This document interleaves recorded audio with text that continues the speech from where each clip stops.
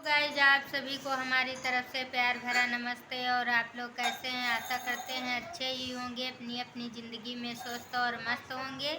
आप लोगों की दुआ से मैं भी अच्छी हूँ। आप लोगों का हमारे चैनल में स्वागत है और आप लोग हमारे साथ वीडियो में बने रहिए। मैं अभी एक कहानी सुनाती हूँ, अगर अच्छी लगे तो लाइक ज़रूर करना फ्रेंड्स, और कहानी को पूरा ज़रूर सुनिएगा। कहानी का नाम है पानी का महत्व। अगर अच्छी लगे तभी लाइक करना फ्रेंड्स। तो आप लोग हमारे साथ वीडियो में बने रहिए। नीरपुर गांव बहुत सुंदर लग रहा था। वहां पर प्राकृतिक चीज़ों की किसी भी चीज़ की कमी नहीं थी। प्राकृतिक चीज़ हर कोई वहां उपलब्ध थी, क्योंकि वहां उस गांव में बारिश बहुत अच्छी होती थी और वहां के लोग खेती करना ज़्यादा ही पसंद करते थे। इससे वो गांव बहुत ही हरा भरा लगता था और देखने में बहुत सुंदर लगता था। वहां पर पहाड़, नदी, तालाब और झरने बहुत अधिक रहते थे, इसलिए वहाँ हरियाली तो बहुत ही अच्छी रहती थी। हमेशा जाड़ा हो या गर्मी, हमेशा हरियाली बनी रहती थी। तो नीरपुर गांव के सभी व्यक्ति बहुत खुश और सुखी रहते थे, क्योंकि वहाँ खेती भी बहुत अच्छी होती थी।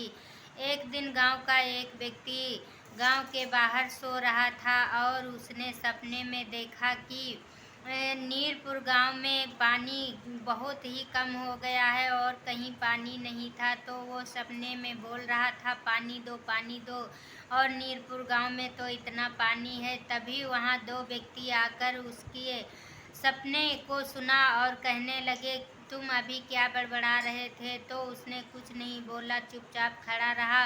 इसके कुछ ही देर बाद गांव के सरपंच करोरी मल आए और उन सभी लोगों से कहने लगे, बेटा हमें लगता है इस साल बारिश कम होगी तो फसल भी अच्छी नहीं होगी और प्राकृतिक चीज़ों पर भी असर पड़ सकता है। तो सभी व्यक्ति अचंभित रह गए और वो व्यक्ति जो सपना देख रहा था वो तो करोरी मल के बातों पर ध्यान से गौर किया और उसने सोचने लगा कि मैंने तो अभी अभी ऐसा सपना देखा है और मुझे लगता है ये बात सच है। तभी कुछ देर बाद वो बातें कर ही रहे थे, तभी कुछ देर बाद गांव का एक व्यक्ति और आया था और उसका नाम रमेश था। रमेश ने भी यही बात कही, कहने लगे कि बेटा हमें लगता है कि इस बार बारिश बहुत कम होगी तो फसल पर प्रभाव पड़ सकता है। यह बात सुनकर तीनों बहुत अचंभित रह गए और करोरी मल की बातों पर तो इतना ध्यान नहीं दिया, लेकिन रमेश जो बात बोलता था उसकी बात सच हो जाती थी। तो तीनों व्यक्ति कहने लगे कि हाँ, अब तो ये काली जुबान जो बोल रहा है इसकी बात तो सच ही होगी और हमें भी लगता है कि ऐसा ही होगा। तो किसी ने बीच में बोल दिया कि इसका कोई उपाय भी तो होगा, बारिश नहीं होगी तो इसका उपाय भी तो कोई होगा। मैं उस उपाय को हम लोग करेंगे तो क्यों नहीं बारिश होगी। तभी सभी लोगों ने सलाह किया और करोरी मल ने बताया कि बेटा अगर अपने यहाँ बहुत सारे तालाब खोदे जाएं और जितना भी पानी बारिश का होता है और अभी 2 महीने बारिश के पानी का बचा है, तो बारिश का जितना भी पानी है हम लोग उसी तालाबों में एकत्रित कर लेंगे और उस पानी का इस्तेमाल करेंगे। तो सभी लोग कहने लगे, ऐसा कैसे होगा कि पानी को हम लोग एकत्रित कर पाएंगे? तो करोरी मल ने कहा, जब हम लोग इतने सारे तालाब बना लेंगे और बारिश का जितना भी पानी है वो एकत्रित हो जाएगा और फिर से ज़मीन में चला जाएगा, इससे हमारे यहाँ बारिश फिर ज़्यादा होगी। और एक उपाय है कि जितने भी पहाड़ों के पेड़ पौधे काटे गए हैं, मैं सारे पहाड़ों पे पेड़ पौधे लगवा देता हूँ और आप सभी लोग मिलकर पेड़ों को हरियाली से भर दीजिए। तो करोरी मल की बात मान गए, सभी लोग गए और गांव के बाहर सारे तालाब खोद दिए और पहाड़ों पर सभी जगह हरे भरे पेड़ पौधे लगा दिए और पहाड़ एकदम हरे भरे लगने लगे और तालाब में जो भी पानी बरसता था तो तालाबों में भरने लगा। इसी कारण से सभी वर्षों से ज़्यादा इस बार बारिश हुई और बहुत अच्छी फसल हुई और नीरपुर गांव एकदम बहुत सुंदर लगने लगा।